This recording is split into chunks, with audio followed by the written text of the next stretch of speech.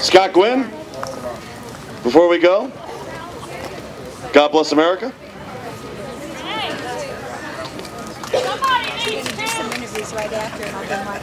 God bless America, land that I love. Stand beside her and guide her through the night with the light from above. From the mountains to the prairies to the oceans white with foam. God bless America, my home, sweet home. God bless America, my home, sweet home.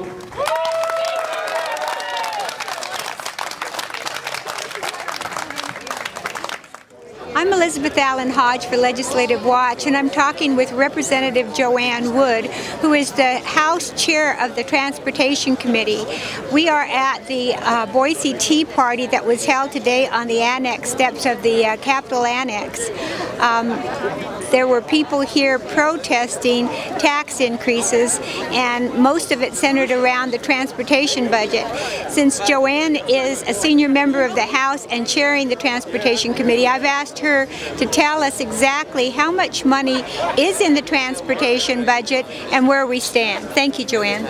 You're welcome. We have $8 million more in just ordinary budget appropriation this year, plus the stimulus money, it's $271 million, plus the money for the that passed this year for Garvey was $82 million. There's been a savings of $36 million on some of the Garvey bonds. There's also, we just recently passed $18 million for, it was an ethanol exemption we took away, which netted them from, I've heard from $13 to $18 million.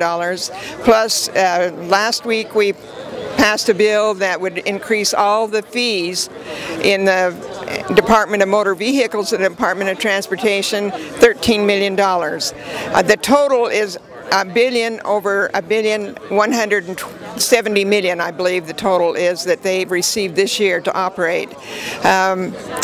We feel like that's about as much as the department can handle. And plenty of jobs that are going to be spread out. We got another $17 million that's going to the locals, which we're very pleased about, and they need the help as well as the state does. We're in good shape as far as the audit told us. The department needed to do some upgrading in the way they handle the money they have. We believe that they've begun doing that. And so we feel like we're in good shape. The House has finished our work. We would like the Senate and the governor to let us go home. Now, Joanne, I understand that in addition to the $1.78 billion that's available, the department has also cut back up to 5% in the transportation department. Is that correct? Yes, their budget was cut this year 5%. So the employees that are having to do all the work with this extra money, their wages have been cut. And also we've lost some engineers from the department. We're having to do way too much of it with contract construction rather than the department being able to handle it in-house. That's very much more expensive. We have told them that we would like them to manage better and to be able to do more of it in-house. The way we've structured it for them, it's almost an impossible job. Thank you, Joanne. You're welcome. I'm Elizabeth Allen Hodge for Legislative Watch. I'm Elizabeth Allen Hodge for Legislative Watch, and today I'm at the Capitol Annex where the Tea Party has taken place in protest of increase in taxes that the governor's been asking. Many of you know that the House has been in session and left for a while the Senate remained in session.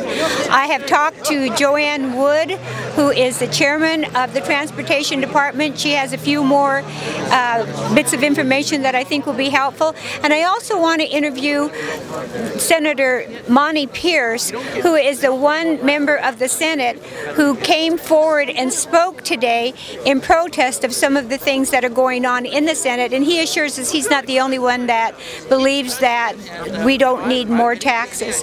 Senator Pierce? We do not need more taxes. We have actually projected down our income for the state of Idaho actually 3 times now, and the revenue just came in the other day that for April, and it's 30 million below. I thought that was a natural out for the governor to say, we suddenly realized that we don't have the money, let's drop the idea of a tax increase, and we're hoping that still comes forward. Why aren't the majority of your colleagues agreeing with you? They have simply lined up with the governor. And is this purely political, or are they listening to their constituents? Are you hearing from your constituents about this issue, and if so, what are they saying? Actually, absolutely. I'm hearing from people all across the state, and they're all, I rarely get one that says increase taxes. Everybody's recognizing this is a recession. You know, we have driven out of the nation, let alone the state of Idaho, through regulation and taxation. Businesses are happily moving offshore to other countries.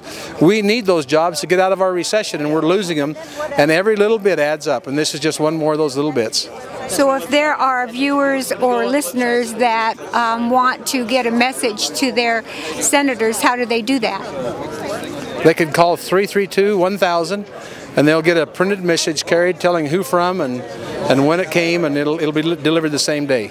Okay, thank you, Senator Pierce. I'm also speaking with Representative Joanne Wood, who's been on the program numerous times. She gave us some statistics earlier relative to the transportation budget, and during the break we were talking. She had some more information, and so I've asked her to come back and share those with our listening and viewing audience.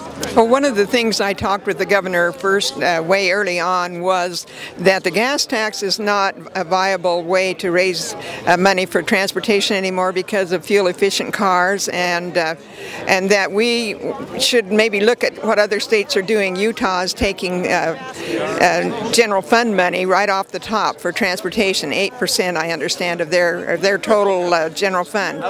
We have, going into the state of Idaho, for new cars and used cars, sales tax on those items, as well as sales tax on tires, batteries, and auto parts that amounts to $187 million that's going into the general fund. If we're in a crisis in transportation, that money is going to all the other agencies. It is not going into the Department of Transportation. So if we're in a crisis, why are we not looking at that, taking some of that sales tax and putting it into Department of Transportation? And I believe it's because the downturn in the economy will not let us do it this year. As you've just heard, we're down $30 million more for income coming into the state of Idaho. We need to be looking to the sales tax on those items to go into transportation in the future.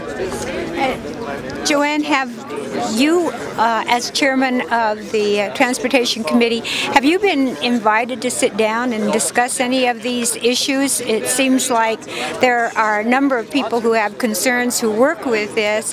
How do they come to decide about increases in gas fuel or increases in registration fee? Are you involved? Certainly as the chairman of this committee, you would be involved in all this. No, I have not been asked to sit down at the table with either the Senate or the Department of Transportation. I have been working with them, but the governor's office, the Department of Transportation, the Senate, I think there's several of us in our leadership could sit down together and find out what the possibilities are and how we ought to go about doing it.